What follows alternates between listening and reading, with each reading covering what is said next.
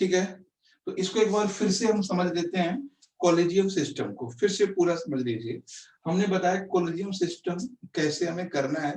तो क्वेश्चन क्या बन सकता है इन मेंस, भारत में स्वतंत्र न्यायपालिका है ना, independent judiciary system of India, तो उसमें ये क्वेश्चन बन सकता है। और पेपर 2 में कैसे हम पार्ट को बांटेंगे, what is the collegium system, function of collegium system and importance of collegium system. तो कॉलेजियम सिस्टम है क्या, that is relate to judiciary system, ये न्यायपालिका से संबंधित है।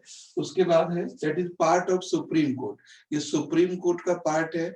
और ये है क्या, ग्रुप ऑफ 5 सीनियर जज ऑफ सुप्रीम कोर्ट, है ना, यहाँ पे लिख सकते हैं group of 5 senior supreme court जज। तो जो 5 सुप्रीम कोर्ट के सीनियर जज है उनका एक ग्रुप है।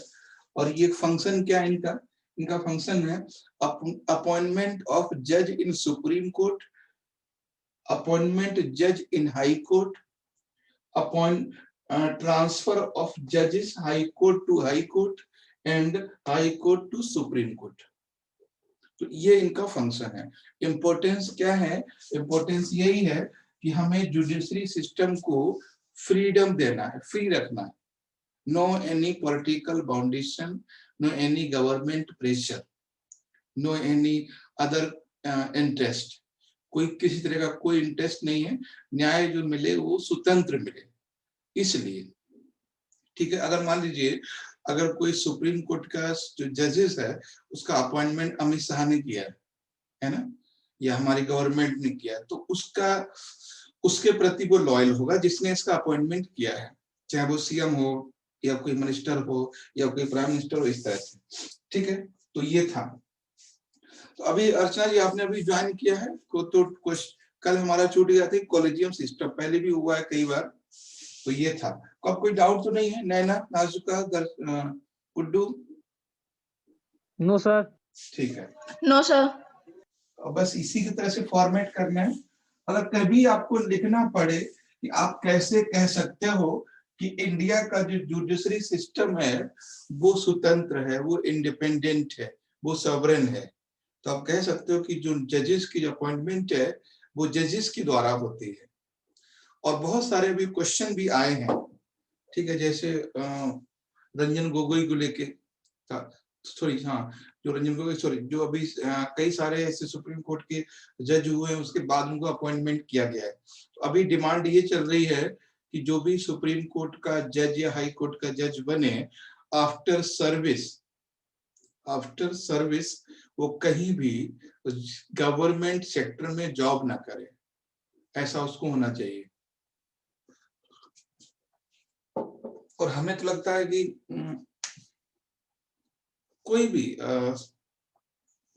ऑफिसर जिसके that is part of management, that is part of judiciary system, after service सभी के लिए डिस्क्वालीफाई होना चाहिए। सपोज कीजिए एक इंडियन सेक्रेटरी है जो आईएएस ऑफिसर है, या फिर रॉ के चीफ हैं, या मान लीजिए कोई आईआरएस है या आईपीएस है या आईएएस है, या फिर कोई एचजेएस है या पीसीएस स्टेट जेएस है, तो मतलब हाई कोर्ट में, डिस्ट्रिक्ट कोर्ट में, या कहीं भी ऐसा कोई जजेस है, तो अगर वो आफ्टर सर्विस गवर्नमेंट या प्राइवेट सेक्टर में जॉब करने के लिए एलिजिबल है, तो हो सकता है उसकी लॉयलिटी में कुछ प्रॉब्लम आ जाए। सपोज कीजिए एक आईआरएस ऑफिसर है या एक कोई इंजीनियर है जो गवर्नमेंट सर्विस में है, क्या आईआरएस ऑफिसर किसी बड़े प्राइवेट सेक्टर में काम कर सकता है? किसी कंपनी को सीईओ बन सकता है, किसी कंपनी का वो एचआर बन सकता है, किसी कंपनी का एडवाइजर बन सकता है, लाइक रिलायंस है ना, बडानी, जो भी बहुत सारी ऐसी कंपनीज हैं जिसको वो ले सकते हैं, क्योंकि जज ऑफ सुप्रीम कोर्ट या जज ऑफ हाई कोर्ट या सीनियर आईआरएस ऑफिसर या सीनियर आईएएस ऑफिसर या सीनियर आईपीएस ऑफिसर, क्वालिटी तो उनमें होती है, ठीक है, तो किसी भी पोस्ट पे जाएंगे, कहीं भी रहेंगे, वो काम करेंगे, उनका माइंड तो वही है ना।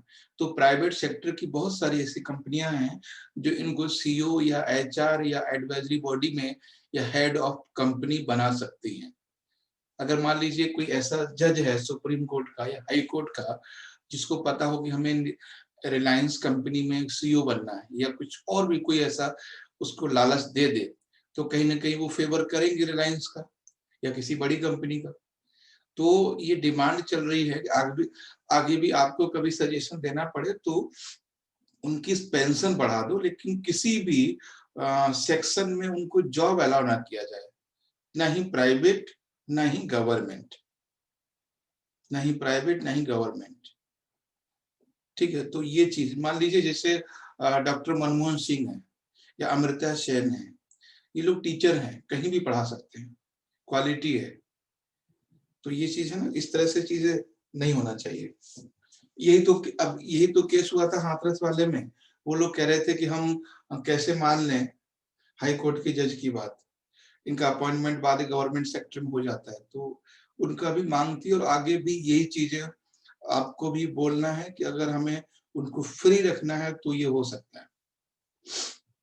जैसे मैंने अभी देखा है कि बहुत सारे ऐसे आईएएस ऑफिसर थे, पीसीएस ऑफिसर थे, जो during Samajwadi party in UP government officer थे, after retirement they join Samajwadi party, है ना।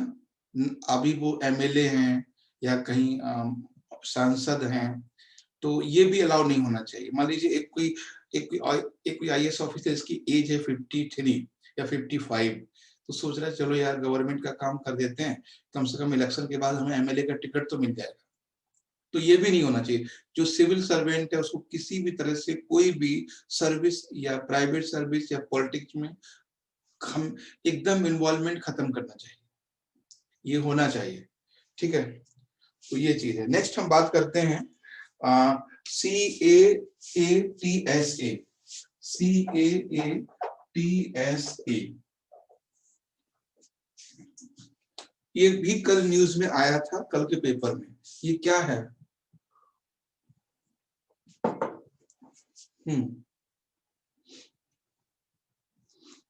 देखिए, ये पहले फुल फॉर्म लिख देते हैं। Counter American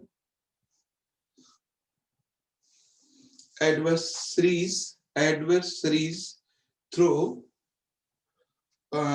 section act. एक बार मैं लिख देता हूं इसकी full form. Countering American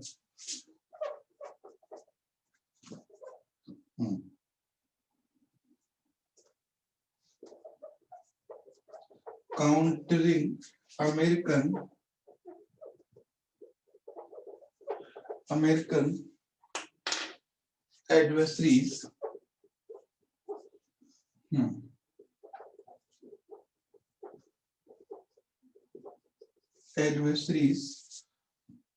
through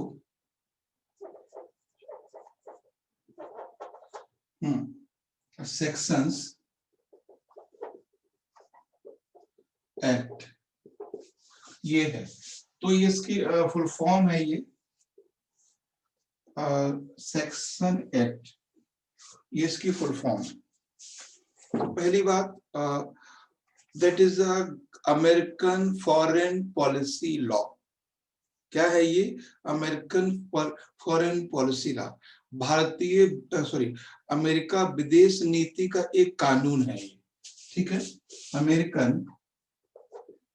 American विदेश नीति का एक कानून है,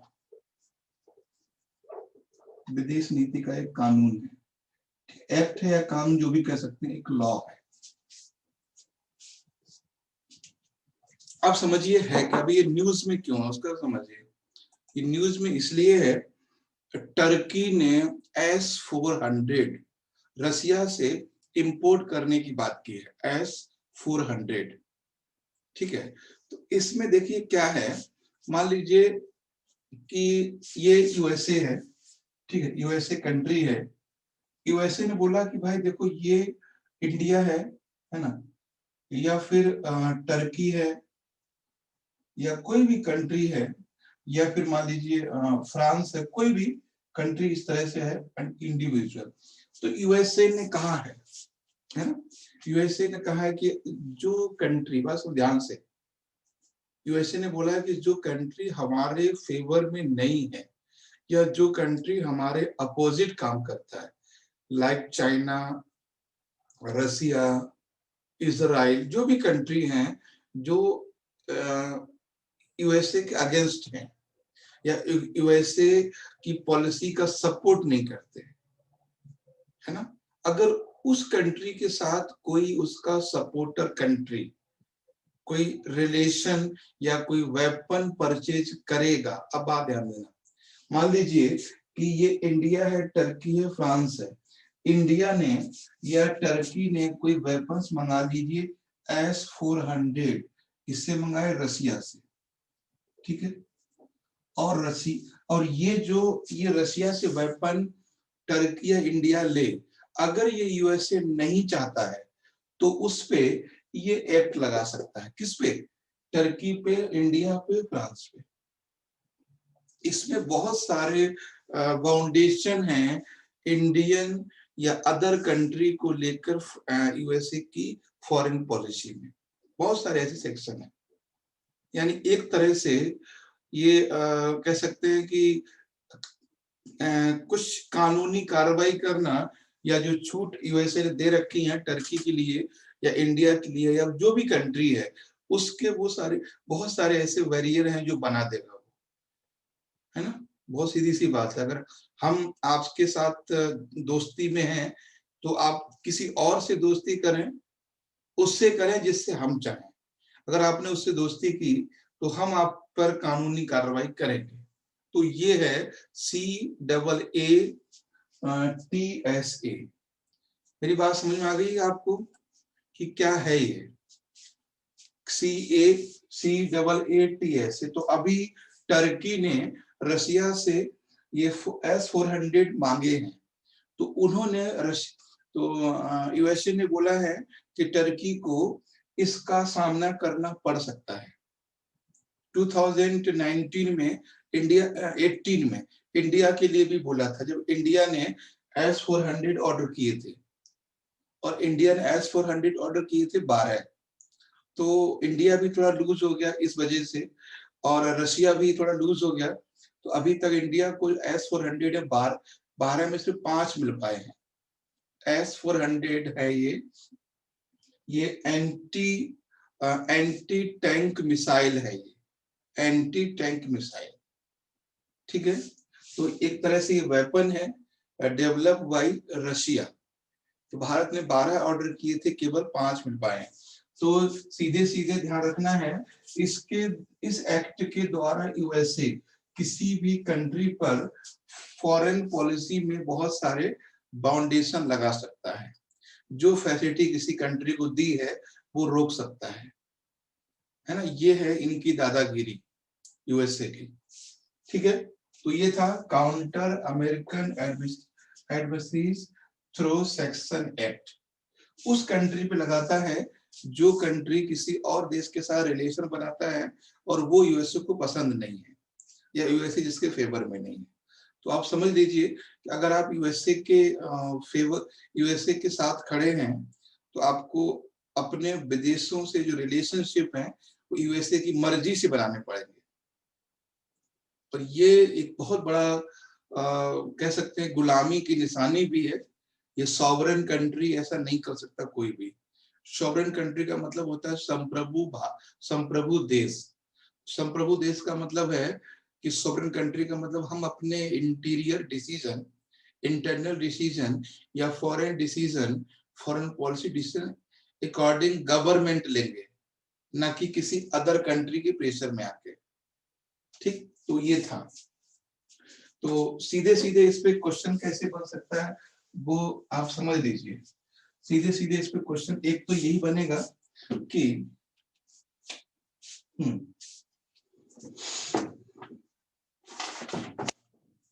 एक तो इस पे यही क्वेश्चन बन सकता है कि CAATSA पर शॉर्ट नोट लिखिए, ठीक है। तो इस पे एक शॉर्ट नोट बन सकता है ना, शॉर्ट नोट बन सकता है इस पे। उसके बाद अब शॉर्ट नोट में इसमें क्या लिखेंगे, बस सीधे लिखेंगे ये है क्या, है ना। और इसका इम्पोर्टेंस क्या है, इम्पोर्टेंस क्या है पॉलिसी में। तो दो ही बातें होंगी, क्या है वो लिखेंगे और इसका इम्पोर्टेंस क्या है वो लिखेंगे। इम्पोर्टेंस ये है कि इस कानून से यूएसए अपने फॉरेन पॉलिसी को कंट्रोल करता है। तो ये है CAATSA। उसके बाद हम बात कर लेते हैं S-400 पे थोड़ी सी। S-400 ये बहुत पुराना टॉपिक है वैसे। S-400 anti aircraft weapon system है ये। एंटी क्या है ये, एंटी एयरक्राफ्ट वेपन है ना, एंटी एयरक्राफ्ट हाँ वेपन। और किसके द्वारा ये डेवलप किया गया है, डेवलप्ड बाय रशिया। ठीक है, ये रशिया के द्वारा डेवलप किया गया है। इन 2015 इंडिया है ना, India order 12 S-400 but till 2018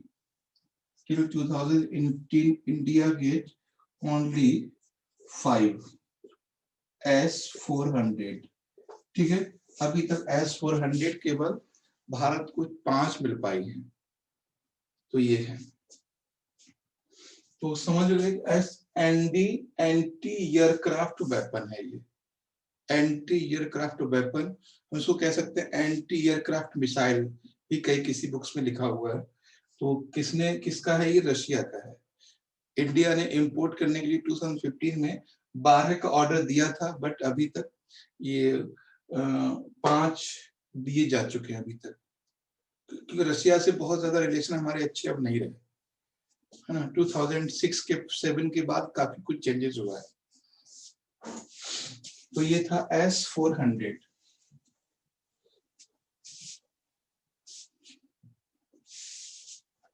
next topic है इसमें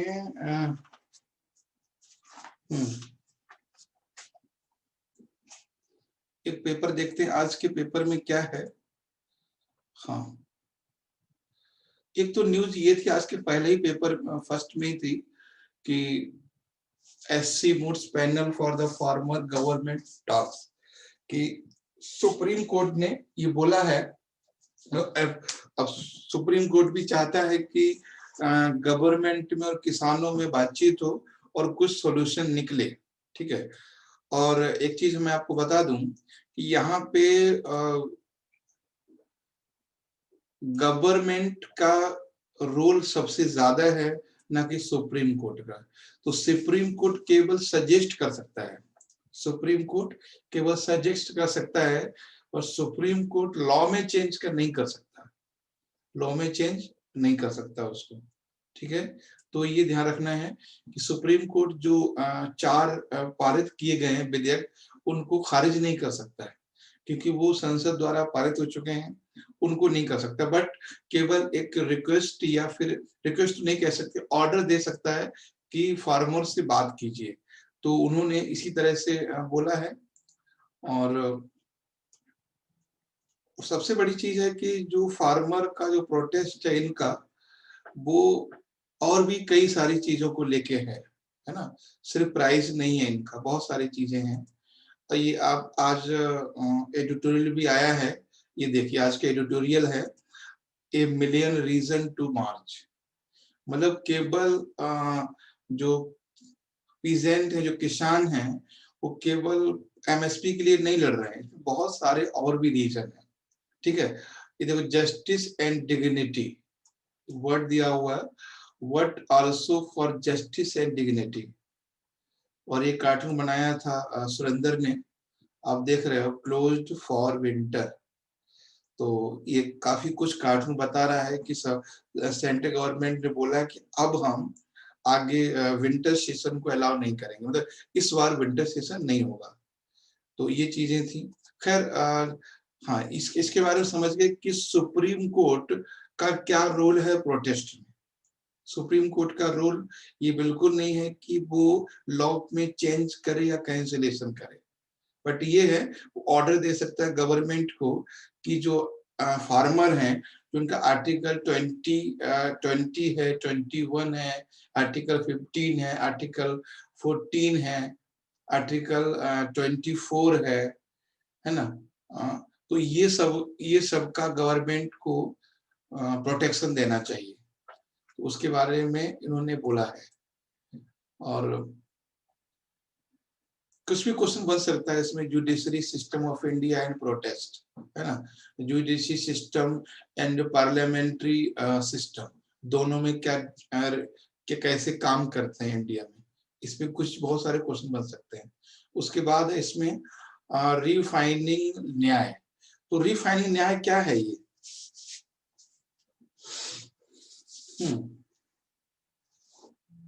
बता सकते हैं ये क्या चीज है?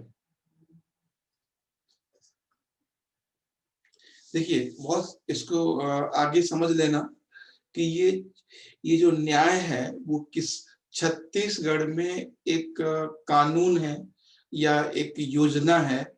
न्याय स्कीम स्टार्टेड इन छत्तीसगढ़। देखिए, अप्रैल 2019 में राहुल गांधी ने अनाउंस किया था कि अगर हमारी सरकार आती है तो पूरे देश में हम न्याय को लागू करेंगे। तो न्याय एक ऐसी स्कीम है जिसमें जो फार्मर हैं उनके जो कर्ज है उनको माफ किया गया है, और भी बहुत सारी सब्सिडी और फैसिलिटी दी गई है। तो सीधे क्वेश्चन बनेगा कि व्हाट इज द न्याय। तो न्याय is a scheme started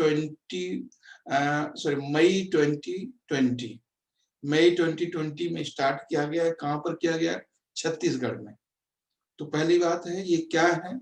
that is a government scheme started by Chhattisgarh in मई 2020। 2020 मई में इसको लागू किया गया छत्तीसगढ़ में। और इसमें किसके लिए है?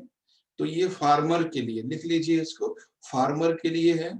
Provide subsidy and provide financial support, subsidy और वित्तीय सहायता देने के लिए इसको शुरू किया गया है। ठीक है, तो सीधा सीधा समझना है कि न्याय है क्या। तो न्याय एक स्कीम है। कहाँ शुरू की गई है? छत्तीसगढ़ में। कब शुरू की गई है? मई 2020 में। और क्या इसके अंदर है? तो इसके अंदर है किसानों को सब्सिडी देना और किसानों की कर्ज माफी। ठीक है, तो ये है इसमें। और नेक्स्ट है इसमें, नेक्स्ट जो है ए मिलियन रीजन टू मार्च। ये उन्होंने बोला है कि किसान जो भी मार्च कर रहे हैं वो सिर्फ और सिर्फ एमएसपी के लिए नहीं है, सिर्फ और सिर्फ एमएसपी के लिए नहीं है। और देखो ये चीज मैं आपको बता दूं कि जो फार्मर का जो प्रोटेस्ट है वो बहुत ही डेंजरस हो सकता है आने वाले दिनों में। ठीक है, क्योंकि इसमें बहुत सारे ऐसे, कल ही मैंने बोला था कि स्टेट हैं जिन्होंने सपोर्ट किया है, और वो स्टेट हैं सपोर्ट करने वाले जो खुद को सॉवरेन स्टेट मानते हैं।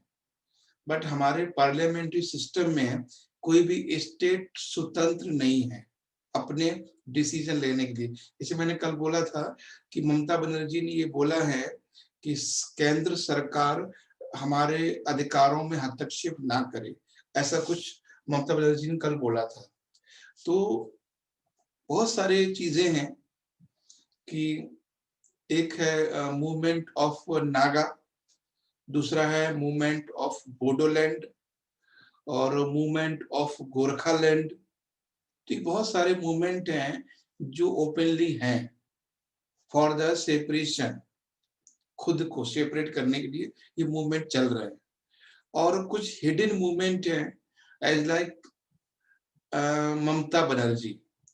हालांकि कहना बहुत मुश्किल है, लेकिन ये सही सच है कि ममता बनर्जी अपने वेस्ट बंगाल को वो बिल्कुल मतलब कहीं ना कहीं लगता है कि वो इंडिया की आइडेंटिटी से ज्यादा खुद की आइडेंटिटी को वो प्रेफर करती है।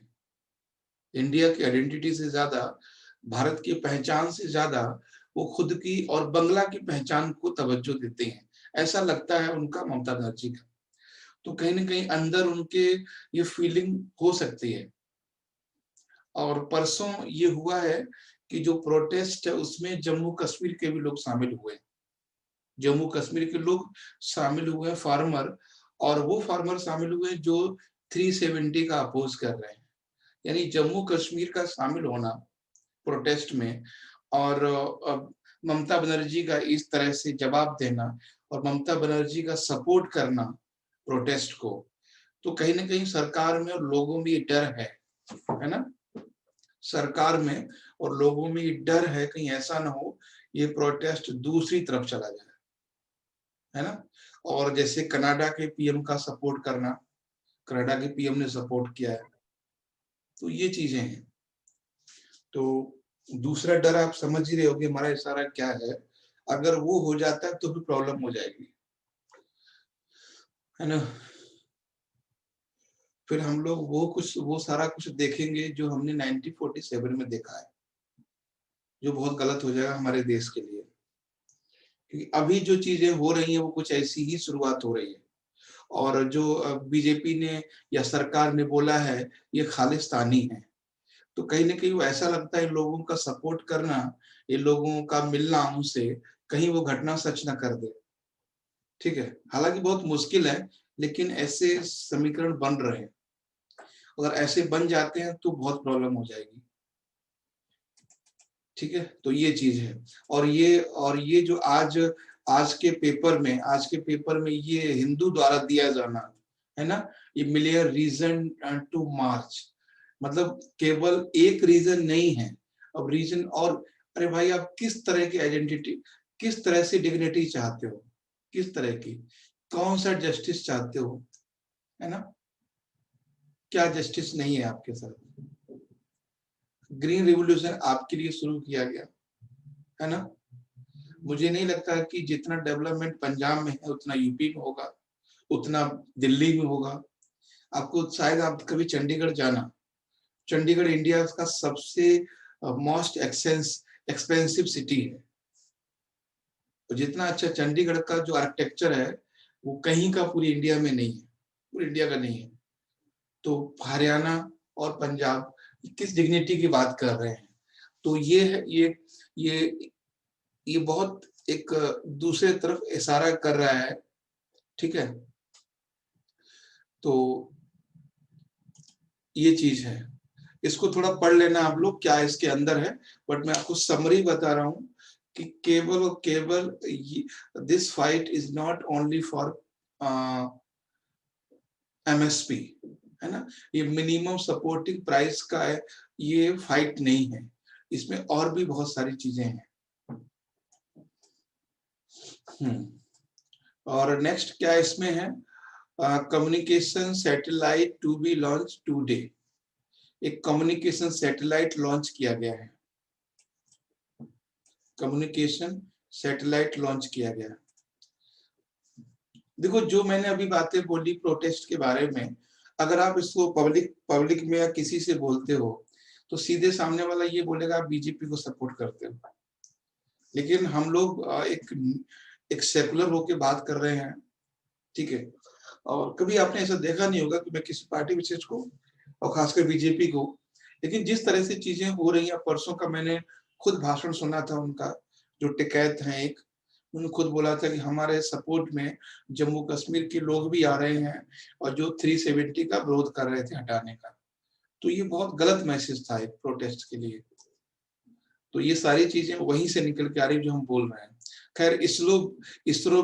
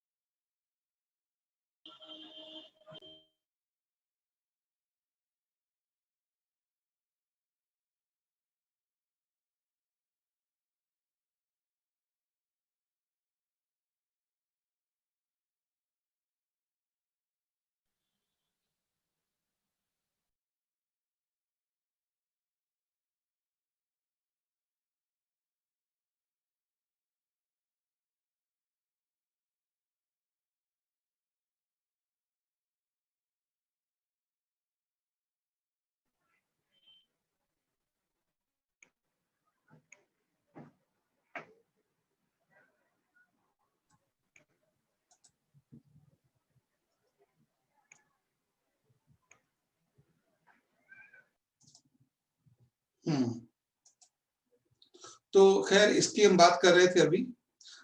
इसको थोड़ा देख लीजिए कि क्या है ये।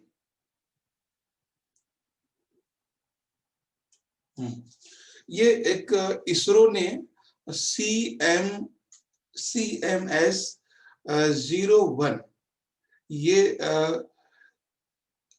कम्युनिकेशन सैटेलाइट है। ये लॉन्च किया गया है PSLV C14 द्वारा। ठीक है, PSLV 14 द्वारा, PSLV 14 द्वारा, 14 सॉरी PSLV C50 के द्वारा ये लॉन्च किया गया है। और इसका सैटेलाइट का नाम क्या है? CMS-01। तो ये क्वेश्चन कभी आपसे बन सकता है, ठीक है। हाँ, ये क्वेश्चन बन सकता है कि CMS-14 क्या है, ठीक है। तो हाँ, CMS-01 क्या है?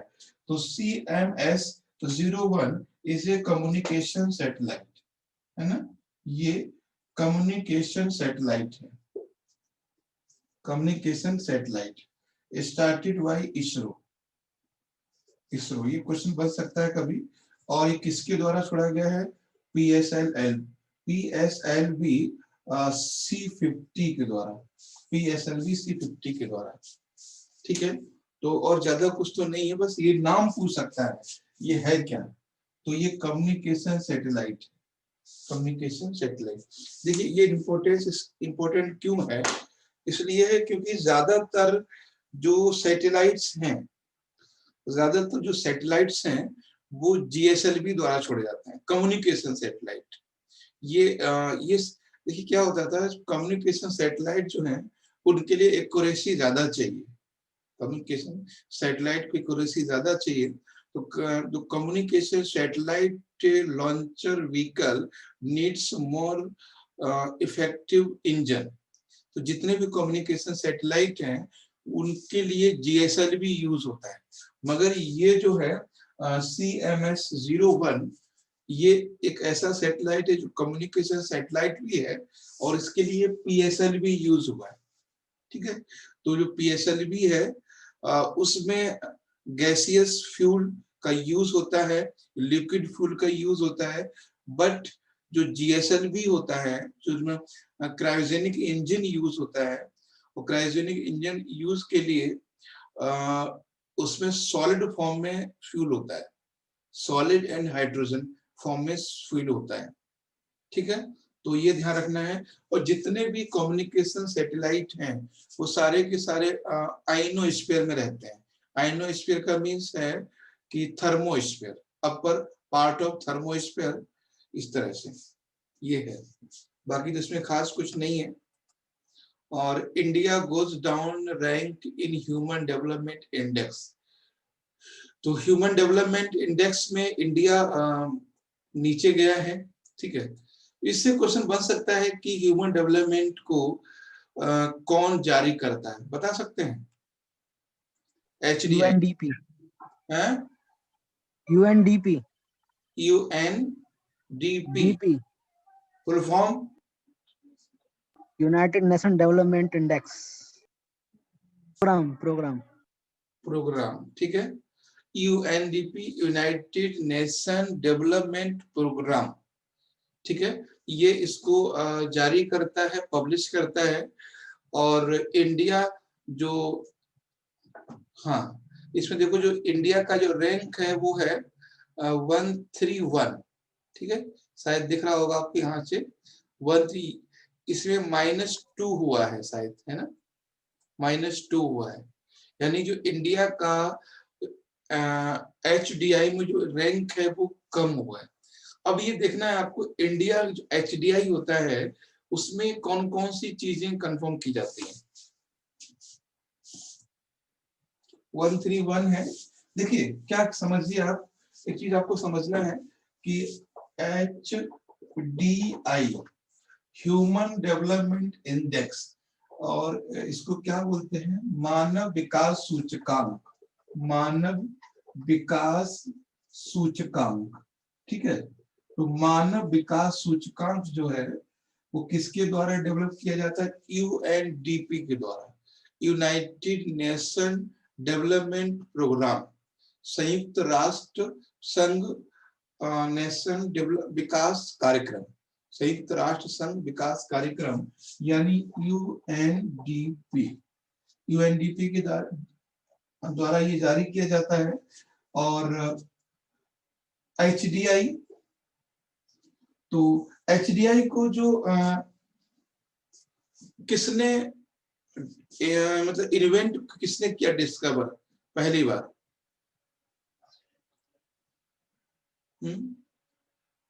एचडीआई को लाने वाले दो वैज्ञानिक इकोनॉमिस्ट हैं, एक तो अमर्त्य सेन है और दूसरे पाकिस्तान के महबूब उल हक। यानी वर्ल्ड में यूएनडीपी के लिए एचडीआई रैंक को वर्ल्ड में लाने का काम करने वाले दो इकोनॉमिस्ट हैं, एक तो इंडियन है अमर्त्य सेन और दूसरे हैं पाकिस्तान के महबूब उल हक। महबूब उल हक, इन्होंने इस एचडीआई रैंक को यूएनडीपी के द्वारा पब्लिश कराया, ठीक है। और इसमें ये भी यूपीएससी में क्वेश्चन ये बना है कि इस रैंक में क्या क्या चीजें देखी जाती हैं, तो बता सकते हैं। तो पहली बात है एचडीआई है क्या? ह्यूमन डेवलपमेंट इंडेक्स, यानी मानव का विकास कैसे कितना हुआ है। जो टॉप नंबर पे रहता है वो या तो नॉर्वे होगा या फिनलैंड होगा। एक बार नॉर्वे है सर, हाँ नॉर्वे। हाँ, तो नॉर्वे रहता है हमेशा। और इंडिया का रैंक 131 है, डिक्रीज हुई है। इंडिया का जो रैंक है वो डिक्रीज हुआ है, पहली बात। दूसरी चीज है कौन कौन सी चीज इसमें मेजर की जाती है, क्या क्या मेजर होता है बता सकते हैं? 3 चीज में मेजर होती है इसमें। पर कैपिटल इनकम, हाँ, पहला है नेशन यानी पर कैपिटल इनकम, प्रति व्यक्ति आय, ठीक है। पर कैपिटल इनकम, प्रति व्यक्ति आय, यानी हमारी जो इनकम है वो डेवलप हुई है या डिक्रीज हुई है, इंक्रीज हुई है डिक्रीज हुई है। दूसरी चीज क्या है? एजुकेशन। दूसरा है एजुकेशन, शिक्षा, कि भारत की इंडिया में लोग शिक्षा का स्तर कम हुआ है कि बढ़ा है। और तीसरी चीज है हेल्थ। हेल्थ का मतलब है एवरेज लाइफ कितनी है, हेल्थ कैसा है, ठीक है। तो ये ध्यान रखना है, 3 बातें हैं, पर capital income, education and health, इनको मेजर किया जाता है। क्वेश्चन ये बन सकता है, यूपीएससी भी यही बनेगा, कौन कौन से मेजरमेंट क्राइटेरिया है। तो 2 है, 3 है सॉरी, प्रति व्यक्ति आय और शिक्षा और जीवन प्रत्याशा या हेल्थ। सर इनडायरेक्ट रूप से तो हो सकता है ना, और अंदरूनी। बताएं अर्चना जी, क्या हो सकता है इसमें गवर्नमेंट का रोल कॉलेजियम में?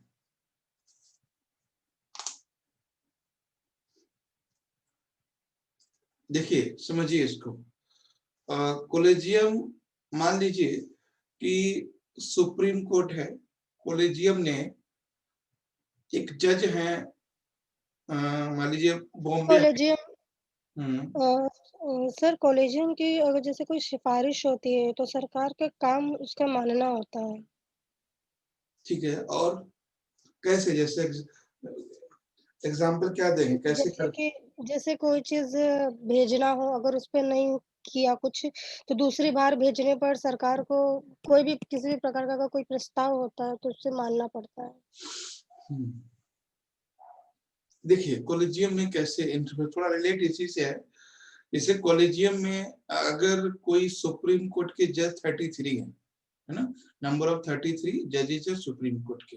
सपोज कीजिए कोई नेक्स्ट मंथ कोई जज रिटायर हो रहा है ना, या 2 जज रिटायर हो रहे हैं, तो उनकी जगह पे किसी जज को लाना है, और उस जज का नाम, चाहे वो जज बॉम्बे हाई कोर्ट से हो, मुंबई जोधपुर हाई कोर्ट से हो, इलाहाबाद से, कलकत्ता, कहीं से हो सकता है वो जज, उसका नाम कॉलेजियम द्वारा भेजा जाएगा मंत्रिमंडल के लिए कि इस जज को हमें बुलाना है अपने पास। अब मंत्रिमंडल मीन्स गवर्नमेंट, है ना, minister of council means government. Minister of council उस नाम को अप्रूव करेंगे, तब वो जज वहां पर जाएंगे, जज का ट्रांसफर होके सुप्रीम कोर्ट को जाएंगे।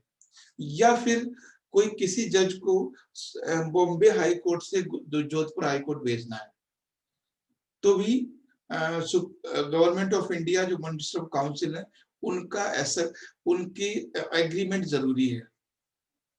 कभी कभी क्या होता है कि अगर मान लीजिए उन्होंने कोई रिकमेंडेशन भेजा किसी जज के लिए और वो मिनिस्टर ऑफ काउंसिल को यानी गवर्नमेंट ऑफ इंडिया को पसंद नहीं आया, तो वो क्या करते हैं, उस पे अपनी एग्रीमेंट या अपना जो एक्सपेक्टेंस नहीं देते हैं, वो स्वीकृति उसको नहीं देते हैं, वो पेंडिंग पड़ी रहती है, 1 महीने 2 महीने 3 महीने 6 महीने पड़ी रहती है। वो कब तक देंगे ये सुप्रीम कोर्ट का कोई प्रेशर नहीं होता। अगर वो नाम पसंद नहीं आता है मिनिस्टर ऑफ काउंसिल को, तो वो एक बार रिक्वेस्ट करेंगे कि सर एक बार इस पर सोच लीजिए, हम चाहते हैं कि इनकी जगह पर कोई और आ जाए तो ठीक है। तो सुप्रीम कोर्ट मतलब कोलेजियम के पास फिर वो नाम वापस जाता है, कोलेजियम उस पर विचार करती है, इशारा समझती है गवर्नमेंट का। अगर कोलेजियम ने दोबारा से उसी नाम को भेज दिया है, फिर मिनिस्टर ऑफ काउंसिल को उस पे साइन करने होते हैं। ना तो मिनिस्टर ऑफ काउंसिल किसी जज का नाम दे सकते हैं कि भाई इसको नहीं उसको बुला दो, ये भी नहीं दे सकते। अगर दोबारा वही नाम वापस आ गया तो गवर्नमेंट ऑफ इंडिया को मिनिस्टर ऑफ काउंसिल को उस पर अपनी सहमति देनी होती है। तो ये होता है गवर्नमेंट का रोल। सिर्फ वो मना नहीं कर सकते, वो मना नहीं। लास्ट ईयर आपने देखा ही था, उत्तराखंड के जज को लेकर वो कितना ज्यादा चीजें थी। कभी कभी होता है कि किसी हाई कोर्ट का जज है या मुख्य न्यायाधीश हैं, जो chief justice of high court हैं, उनसे कोई सेंट्रल गवर्नमेंट खिलाफ होती है या उनके अगेंस्ट कुछ भी ऐसा कुछ उनके मन मुताबिक वो व्यक्ति नहीं है, तो वो नहीं चाहते हैं। और भी बहुत सारे रीजन उसमें हो सकते हैं, बहुत सारे रीजन। एक रीजन मैं और बताता हूँ आपको। जैसे मान लीजिए कि अगर कोई व्यक्ति जिसको वो बुला रहे हैं उसकी एज है 56, ध्यान दीजिएगा, उसकी एज है 56, और जो सेकंड मोस्ट सीनियर जज है सुप्रीम कोर्ट का, उसकी एज है 55। बात ध्यान दीजिए, जो सीनियर मोस्ट जज है उसकी एज है 55 और जो जज आ रहे हैं उनकी एज है 56। और जो जज आ रहे हैं मतलब ट्रांसफर होके, वो प्रेजेंट गवर्नमेंट के फेवर में नहीं है, तो उसको वो नहीं आने देते। यही रीजन था लास्ट ईयर। तो उनको पता है जैसे ये जाएंगे अगले साल ये चीफ जस्टिस ऑफ इंडिया बनेंगे। सुप्रीम कोर्ट में सिर्फ एज का ही है, सीनियर मोस्ट जज of supreme court in the age that will be chief justice of India. तो कभी कभी ऐसा होता है, और सीनियर मोस्ट जो जज होता है वो भी नहीं चाहता है कि उससे बड़ा कोई जज आए एज में, क्योंकि उसको भी तो मुख्य न्यायाधीश बनना है ना। जैसे मान लीजिए सेकंड नंबर हमारा है, तो हम कैसे चाहेंगे कोई जज ट्रांसफर होके आए वो हमसे बड़ा हो एज में, 2 महीने ही सही, 1 महीने सही, 1 दिन सही, तो वो बन जाएगा सुप्रीम कोर्ट का चीफ जस्टिस ऑफ इंडिया। तो ये बहुत सारे इंटीरियर मैटर है, कभी आपको समझाना पड़ सके तो बता देंगे। बस ध्यान ही रखना है कि जो सुप्रीम कोर्ट के जज होते हैं, चीफ जस्टिस ऑफ इंडिया होते हैं, उनका एक ही एलिजिबिलिटी होती है, वो है एज के अकॉर्डिंग ही बनते हैं। जो अभी चीफ जस्टिस ऑफ इंडिया हैं वो सबसे ज्यादा एज में सीनियर है, और कोई सीनियरिटी जूनियरिटी नहीं होती है। तो ये भी एक होता है, ठीक है। सर जज का उम्र कितना पर बनता है सर? जज जज को किसी भी बन सकते हैं 30 साल के बाद। Starting sir? स्टार्टिंग 21 साल हो जाता है, 21 ईयर। HJS आप पास कर लीजिए 21 साल में, जैसे यूपीएससी है वैसे ही HJS होता है, वैसे स्टेट में स्टेट का होता है, जैसे आप डिस्ट्रिक्ट लेवल पे जज बनते हैं, जैसे पीसीएस होता है वैसे ही स्टेट लेवल पे होता है, ऐसे आईएएस होता है, वैसे एचजेएस होता है ना, एचजेएस होता है, higher judiciary higher judiciary service, HJS. तो जब भी आप देखना कभी जो डिस्ट्रिक्ट जज होता है वो एचजेएस होता है, डिस्ट्रिक्ट जज की जो बिल्डिंग होती है उस पर देखना, जो नेम प्लेट होता है उसमें एचजेएस लिखा होता है, और जो अपर जिला जज होते हैं, छोटे मुंसिफ होते हैं, उन पे पीसीएस जे, अगर यूपी में है तो पीसीएस जे, या इस तरह से लिखा होता है। ठीक है, तो हम लोग कल इस पे आगे बात करते हैं, और कल जो हमारे प्रधानमंत्री जो बातें जो योजनाएं शुरू की हैं उस पे हम बात कर लेंगे। ठीक है, ओके सर। ठीक, अभी क्लास जो आपका होगा साइंस का वो 2:30 बजे से होगा, ठीक, ध्यान रखना है।